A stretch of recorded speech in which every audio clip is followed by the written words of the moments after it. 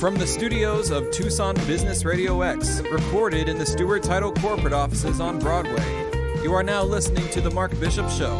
And now here's your host, Mark Bishop.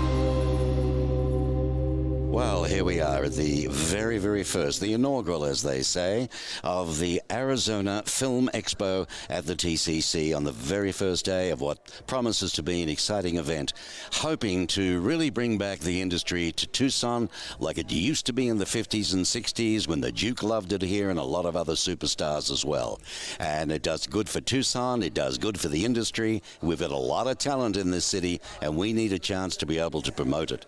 Now, I am very lucky and fortunate because as a young lad growing up in Australia, one of my favorite shows was Jeannie. Yeah? And the little darling with the blonde hair that used to cross her arms. Remember that one? Right. Blink, and everything would happen just as she liked it. So it's absolutely my pleasure to welcome Barbara Eden. Hi, Barbara. Hi, Mark. How are you? Thank you so much for taking the time out to have a chat with us here on Business RadioX, Tucson Business Radio.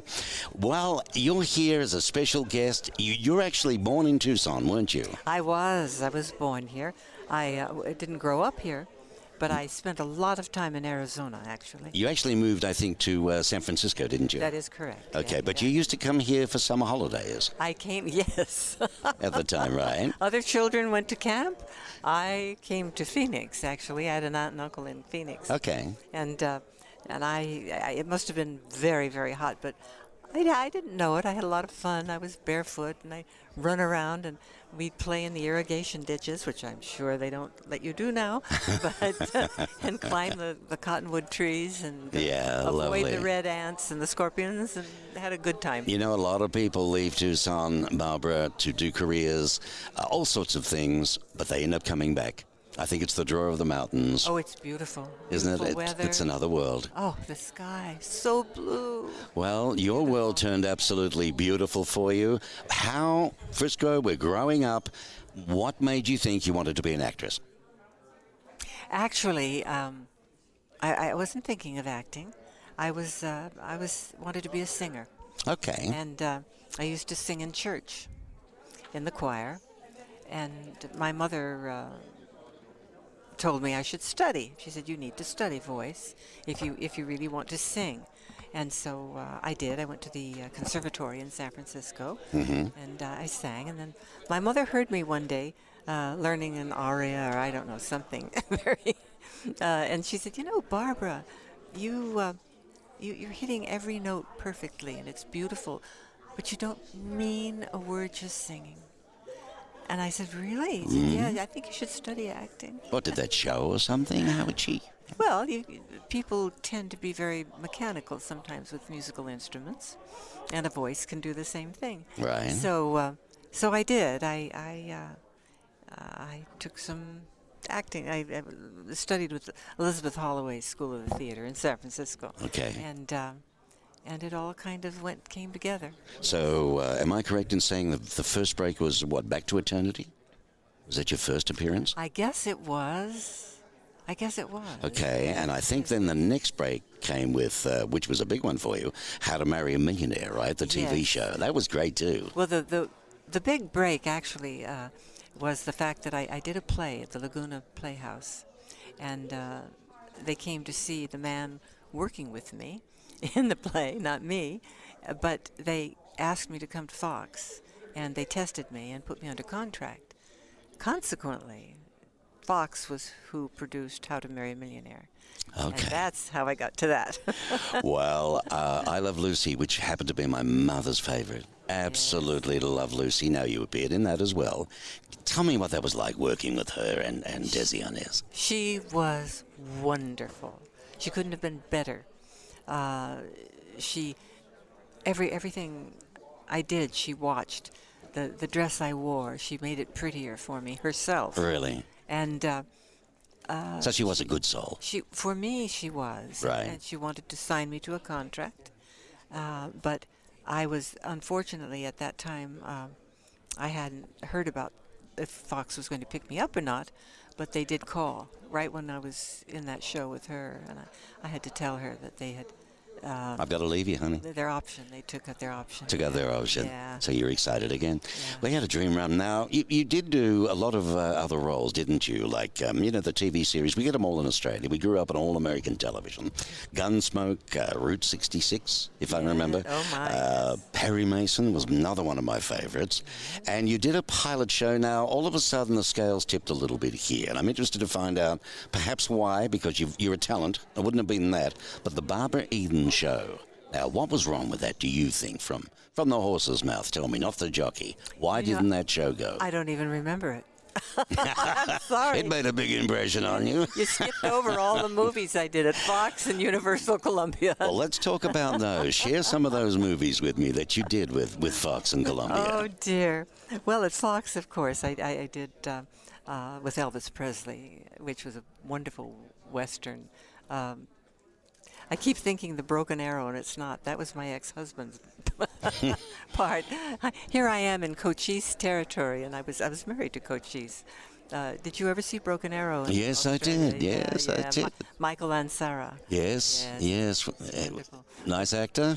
Wonderful. Yeah. Wonderful, and a wonderful husband. He really was. Yes, that's right. You married him, didn't you? The father of my son. Yes. All right. Yes. And what is your son doing now? Seeing we've gone down that track. I lost him. I'm sorry to hear that. Is that generic public knowledge? That is well known? Yes, it is. Okay. All right. Yes. What was another good movie that you're very proud of that you did? I loved the 2 movies I did with George Pal at MGM. Fox loaned me to MGM for the Wonderful World of the Brothers Grimm. That was the first one. Okay, yeah. The first time I ever went to Germany and Europe. I'd never been there. And the second one was The 7 Faces of Dr. Lau with Tony Randall. All right, yes. Yeah, Tony Randall. I loved that part. That was a wonderful part. All right, so movies, you're on your way. What led to I Dream of Jeannie then? What do you think, why did they think you'd be good for that? Isn't that interesting? I wonder myself. I had been reading in the trades about this show, and they were testing all these beautiful brunettes. I mean, 6 foot tall brunettes. Miss Syria. Because being a genie, right? Well, yes, Miss Italy. They were all beauty contest winners, honestly. Really? And I thought, oh wow. Yeah, got no chance on that, huh? Not for me. And then I received a script from my agent, and I read it, and I thought, this sounds familiar, And he called, and he said, do you like the script? I said, I love it. He said, well, they love you. They've made an offer. And I said, are you sure they know what I look like? Right, I said, I'm short, I'm blonde, I'm not anything like these creatures. He said, well, I guess so, because they did make the offer, and they would like you to meet Sidney Sheldon. And that's how I got the part. I have no idea why. And I went from there. You weren't to know it was going to be that successful. No. Also, I can only think that he knew people who had worked with me or he'd seen film. He had to have. He wouldn't have just cast me like that, but right. He did. I have to tell you this because my wife said to me last night, please make sure you tell Barbara that when I was coming home from school, Tucson girl. Oh. So born and bred. And coming home from school, and she used to stop and go, boing, boing, all the time, wishing for things, to go home and watch the show as well. Yeah. So, yeah, absolutely loved it. Alrighty, now, you went on to do Harper Valley Pta. Yeah. Okay, and that came into a TV series. That was very successful. Yes. Did you enjoy doing that one? I loved doing it. Yeah. So Stella, I loved Stella. She had no boundaries. It was great. It was good. You're also an author. Well, not really.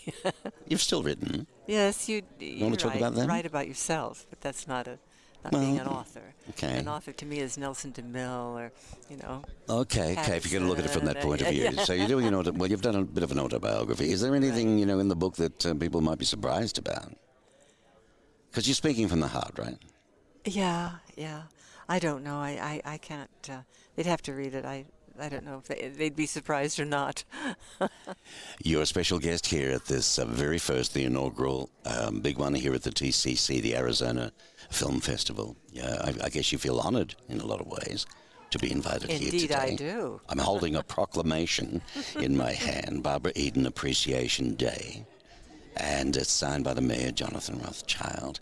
Whereas Barbara Eden was born in the city of Tucson, Arizona, August 23, to Hubert and Alice Mary Franklin Morehead. And whereas at age 16, Barbara became a member of Actors Equity. And whereas in 1951, Barbara was crowned Miss San Francisco. And whereas Barbara Eden became one of America's most beloved and enduring characters in the title role of the television show I Dream of Jeannie. And whereas over the course of her 65-year career in film, television, theater and music, she has entertained and brought great joy to her fans in Tucson, in Arizona, and throughout the world. Now, therefore, I, Jonathan Rothschild, Mayor of the City of Tucson, Arizona, do hereby proclaim October the 15th, 2019, to be Barbara Eden Appreciation Day. Isn't that lovely? Woo! It is lovely. It is. It's exciting. Is. Yes, it is. All right. Well, you've got a lot going on, and I've taken enough of your time. Thank you so much for sharing with us. Thank you. On the Mark Thank Bishop you Show for on Tucson you. Business Radio. I wish you luck with your anything exciting new, or are you just going to enjoy now live? Or? No, I'm going to do a film in January in Romania. In Romania? But I want to tell you, I was in Australia about 7 months ago. Really? And I go there quite often. Oh, you do? Good on you. Yeah. For the autograph shows. Okay. All right. So this time it was Sydney and Perth. Okay. And because we were in Perth, we also went out to Rottnest Island. With all the quokkas. Yes! Aren't they gorgeous? Yeah, oh my God, they're adorable. Yeah. People think the kangaroos are little baby joeys, but they're not. You know, they're very separate again, you know, for what they are. They're so sweet. Yeah. Come over and nuzzle you, you know, Yeah. for a leaf. Well, if you've been quite a few times down under then, you would have cuddled koala bears. Oh, yes. And you would have also been feeding the roos. Yes. You would have done all the things, Yes, right? I did. Yeah, it's a lovely country, isn't it? Wonderful. I'm from Melbourne's my hometown. Melbourne. Oh, you went to yes, Melbourne then, because Melbourne and Sydney always had a bit of competitive. Yeah, But Sydney's the harbour. Yeah. Sydney has the beautiful harbour and the walk. I bet you didn't walk the bridge, huh? No. Never will. That's a game thing to do, I tell Never you. will, It's no. a beautiful view overlooking the harbour and Sydney Harbour, the Opera House. Okay, I can see that in an Yeah. airplane. I don't You don't need to go on the down bridge That to do is that. scary. Oh my goodness, that's frightening. Oh, yeah. So that's great. And now, so you've now done Sydney, Melbourne, and Perth. Brisbane. And you've done Brisbane. Notice you done didn't say Gold Brisbane. Very good. Gold Coast, right? Gold Coast. Oh, you've done it all. Adelaide. The city of churches. And did you go to the wineries at all? Yes. Up in the Barossa Valley? Yes, yes. Oh, very good. Yes, yes. Wow, you could be a tourist guide for Australia. Well, that's over many years. Yeah, That's- many different times. Yes. And the Australians love you, so they always accepted you very well, I bet. Oh, they're lovely. Very warm and friendly Wonderful. people. They're good. Wonderful. All right. That's wonderful. I'm so glad you've been down under. I talk to so many Americans. I've lived here over 16 years. So many want to go. It's on their bucket list, but they think it's too far. But no. Oh, but the flight's so comfortable. Sleep at night, You all just night sleep. long. You You're there. wake up and you're there. And you're there. There it Yeah. goes. Well, thank you, Barbara Eden. It's been an absolute pleasure. Thank I wish you. you luck and wonderful. Can you anything about the movie you want to whisper? What's it called, the What new is one? it? I don't know what it's called. It's Okay. a Christmas movie. Oh, it's a Christmas movie. I do know that. I But- haven't seen the script yet. Oh, so you're shooting next year? Yeah. Okay. Yeah. In Yeah. Romania? Yeah. All righty. That'll be Yeah. interesting. I did one for the same production company there at Universal called The Adventures of Santa. I did that last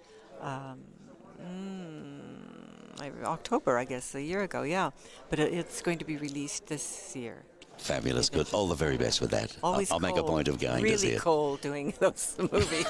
Well, stay rugged up, all right? Thank you. Lovely. Thank you, Barbara Eden. My special guest here, first of many today, but very special guest of the Arizona Film Expo, the inaugural Film Expo, here at the TCC in Tucson, Arizona.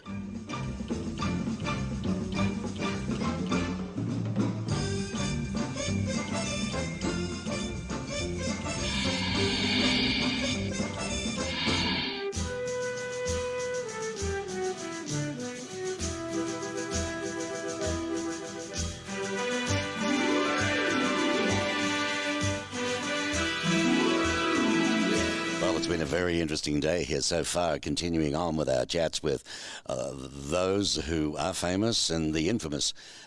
We heard from the lovely Barbara Eden, and now we're going to speak to a fellow, you may remember his name, maybe not, but he was a pretty, well, he is a famous actor, really, particularly with Westerns, but he didn't start off that way. His name is Gary Clarke. Hello, Gary.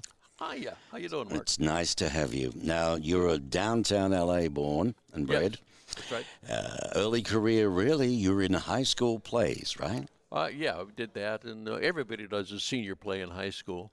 Yeah. And I did mine, and fortunately or unfortunately, whatever, I was the lead, the female lead. Her mother drug along to see the senior play, a gentleman by the name of Doc Bishop, and I found out later that he was a talent scout for 20th Century Fox. He came up to me after the show, and he said, Gary, I counted all the scenes that you stole, and I want to see you out at the studio. And my reaction was, yeah, sure, okay. And he gave me his card. The female lead's mom was giving me signals from the back, yes, it's true. And I found out that this guy who discovered Shirley Temple. So he said, I'd like to see you at the studio. And I said, well, it's going to take me about 15 minutes to change. How was that? He said, no, we can do it next week. So I went out there and I met him, and I met producers, and they wanted to put me under contract. I was 17. He said, we got to wait till you're 18 because we don't want to mess with the parents.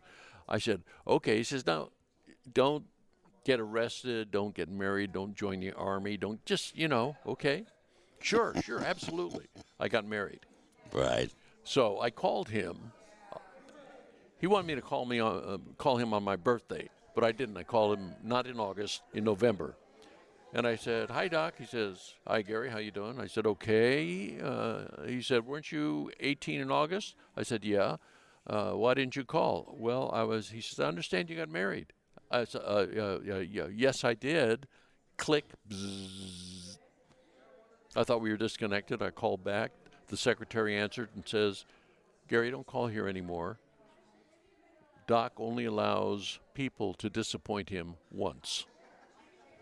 And she hung up, and that was it. And I figured, oh, my God, killed before I even get started. Good Lord. Wow, what a story that is. Now, what about from there on?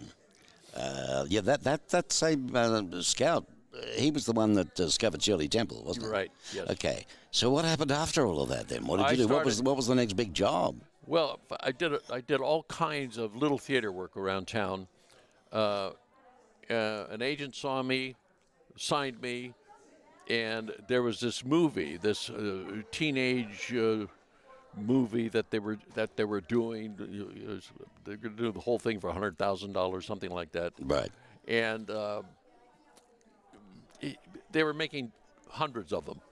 So I was working in a machine shop at the time because that's what I was doing, and I auditioned every day for 5 days. And my hair was brown. And they were looking. They thought, that's not them, though. No, he's just rolling in a truck. There we go. Okay. So the director was saying, well, maybe the lead should have blonde hair because he's a good guy, and we want him. Everybody, it was that. I'm not kidding. That was the way they looked at it. But me, I went home. My mother was working at a beauty shop. 3 o'clock in the morning, one of the people that worked with her was bleaching my hair. So I went in the next day, and I had blonde hair, and I think that's the reason I got the job. My first professional job was a lead in a movie called Drag Strip Riot. Drag Strip Riot. By gee, that brings back a few memories, huh? Oh, yeah. Now, okay. Now, we're here at the film festival. This is the inaugural Arizona Film Festival. All sorts of things going on. You came today to do what? What does an actor do with your experience? Do you live in Tucson? No, I live in Austin, Texas. Austin, Texas. You made a special trip to come here. Yeah. What do you expect to see at a film festival like this? Well, my intention, and along with the people who invited me, is to bring the film industry back here to Arizona. And as long as I'm here, I will mention Texas, because we'd like to do that too. Great places to film, incredible actors, great production people. We don't need to have necessarily a Hollywood company come out and do that. And Hollywood is kind of moving in another more political direction right now. So independent producers, new companies like that, coming to this state, coming to Utah, coming to Texas to do their films is what we're promoting here. Out of Hollywood. What's it like in Texas, though? Do you have is there a government grant involved, money back? I mean, what's the pull to go to Texas? There isn't, and that's the point. Well, how are you doing it then? Because we've got the same battle here in Arizona. Yeah. It used to be the hub of movies. The Duke used to come here all the time. Yeah. Lots of Hollywood stars, right? Lots of great movies were made. I lived in Phoenix. I was here when we did Young Writers. I did Tombstone when I was here. And Which version? Tombstone. with Kurt Russell. The Kurt Russell version. Yeah. Okay, I've seen them all. I love them all. Oh, yeah. Okay, now let me think of you. Your role in that was what? Refresh me. Okay. Kurt gets off the train, sees somebody smack his horse, and he goes down, takes the reins from the guy, smacks him across the face, and then he turns, and the guy in a derby tries to enroll him to become a marshal again. I'm the guy in the derby. Righto, that's Gary Clarke, ladies and gentlemen. So the next time you see it, next time you look, and you go, oh, yeah, that's the guy. That's the guy. Right. By gee, he's changed a little. You did a lot of westerns. Yeah, I did Hondo. I was on Hondo, and I was under contract to Universal Studios, and I did all the Wagon Train and Laramie and all, all those. Great movies. Not many westerns are made these days, are there? No, but we were just talking about it in another room, and they seem to be coming back. Because I was told years ago, westerns are out of style. Yeah. Nobody's going to want to see a western anymore, but they do. I have a quick story. All right, by all means, yeah. A lot of westerns were done in the 50s, TV shows. And those celebrities get together from time to time, and we meet, and we have a table like this, and people come, and they buy our pictures, and we sign them, and we chat with them, and it's like that, fans from those days. And when Jim and Doug and I, who were the leads on The Virginian, back then we were wondering if the show was going to have any substance, if it was going to have legs, if it was going to hang on for a while. I'm sitting at the table 2 years ago, and this couple comes up, and they're 30-ish, and they have a little 9-year-old girl with them, the kind that hangs onto daddy's leg. And they introduced me to her, and she kind of grabbed his leg harder. And we're talking, and at one point, we were talking all about the Virginian and various, little bits and pieces. And at one point, he turns to his daughter and he says, "Honey, this is Mr. Gary Clarke. He plays Steve on the Virginian." Well, I'm telling you, Mark, her eyes got as big as saucers. Yeah. She got up, ran around the table, and gave me a hug. I almost burst into tears. There you go. And it answered the question that Doug and Jim and I had way back when. I mean, after all these years, this family is allowing their daughter to watch The Virginian. Well, my friend, when you're acting and you're in movies and they're seen all over the world, it's very powerful what you do to people's emotions. Yeah. So you're not just an actor. You're a human deliverer of enjoyment. So that's marvelous. Contributing that is huge for me. Who's the? Well, I don't want to use the word best. What can we say about whom you've worked with? Because they're all different, all unique in their own way. You hear of different stories. In Australia when they were making The Irishman and quite a few other things there. I've interviewed many different stars, but they all seem to be unique in their own way. Some like to go out and play up at night. Others tell jokes. Others get smashed all the time. Yep. Then you get those that will help other actors on set. Then you get those that, don't want to go near you. I mean, you've worked with quite a few.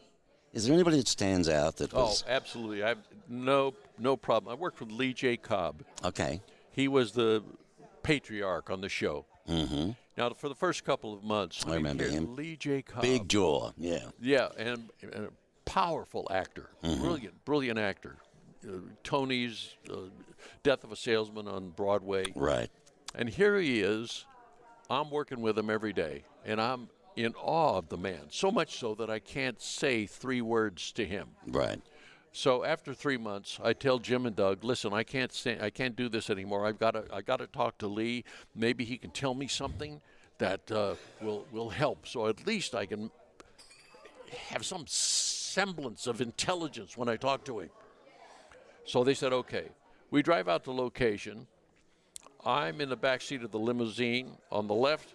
Doug's in the middle. Lee's on the other side. When we get there, Jim and Doug and the driver get out, and I'm sitting there with Lee Cobb. And I'm sweating. I'm terrified. And he lights up his, I don't know if they told him or not, but he lights up his cigar. He loves Cuban cigars. Doesn't look at me, just smoke curls out. And I finally said, Lee, listen, we're working together. I think it's incredible that I have this opportunity to work with you. But I find that, excuse me, when I'm around you, I can't put 3 words together. I can't make a sentence that makes any sense. Yeah, like I'm in awe of you, man. I mean. So, exactly. I said, yeah, I am. I'm in awe of you. And I thought maybe you might have something that you could say to me that would help me handle it, you know? Mm-hmm. Nothing. Another minute goes by. It seemed like an hour. Maybe it was 2 or 3 minutes. And he smokes. The curl of smoke goes out of his mouth. And I figured this is really going to be profound when he finally tells me. But he doesn't say anything. He's just looking out, smoking. And maybe he didn't hear me. I said, so Lee, I don't want to intrude, but I figure we're going to be working together for a couple of years, maybe. That would be wonderful if we could do that, but I don't want to have to put up with not being able to talk to you. So I was hoping that there might be something. So yeah, break the ice with me. Help me do. Yeah, what can you tell me? Nothing. So I really got ticked off, and I finally said, well, excuse me, all to hell. Just excuse me, I'm sorry I intruded on your space, and you know where you can stick that cigar. To Lee J. Cobb. But I didn't care. I got out. I don't blame you. Now, ironically, all of my scenes, virtually all of my scenes that day were with Lee. And I'm doing the scenes, and I'm just tearing up the scenery. And halfway through the day, the director comes up and says, I don't know what you're doing, Gary, but keep it up. It's great. Now, the last shot is Lee and I on a horse. We have a little scene, a couple of words, and we leave. And we're on a location, so I'm pacing back and forth, still ticked off. Lee's in his director's chair, smoking his cigar, and I'm pacing back and forth, just sitting there, and I can feel him watching me. So I look over, he's got this little twinkle in his eye. And it hit me like a 2x4 in the forehead. And I went over and I said, you son of a gun, you did that on purpose. Deliberately. And he got up and gave me this huge hug. And it turned my life around, Mark. I mean, that an actor of that stature would take the time to do something like that for someone like me. That's pretty cool. That's great. So you learn a lot from that. That's the guy. So what are you doing these days? What are you working on now? Or, I mean, an actor never dies, right? You're always there. Oh, yeah. You've always got agents. Don't quit. My credo is, I'll take it. What is it? Yeah, right. Oh, you're not paying? Oh, I see. Eventually I'll get around to how much. But I did a short film. They're doing a lot of short films now, and I read the script and loved it. The director, the lady who wrote it and directed it, has already gotten 2 awards just for the script. Oh. So it should be done by the end of the year. And I know they're going to be looking for it. And it was so much fun. What's it called? Tell us about it. I think it's called, I'm not sure. I think it's called IRA Cash In. IRA Cash In. Yeah, like that. But I can tell you. A little bit without giving it all away. What was your role, as an example? I was the part of a couple. My wife was 70, and in the script it says, I'm older. Mm-hmm. So when the scene opens, I'm putting a gun in my wife's thigh holster, and then I put a shoulder holster on her, and we rob a bar, get a lot of money, go out to the car, open the trunk, open a suitcase, which is already filled with money, and we stuff more money in it. But I don't want to tell you what the money's for because that'll... No. Yeah. All right. So what is it? It's not a comedy. No, it is. It's a drama comedy. Yes, dramedy. A dramedy. Yeah. All right. And where was it made? Right in Austin. In Austin, Texas. Yes. All right. Not a big budget film? No. Mm-hmm. I got a few bucks for it. I got paid. That's all.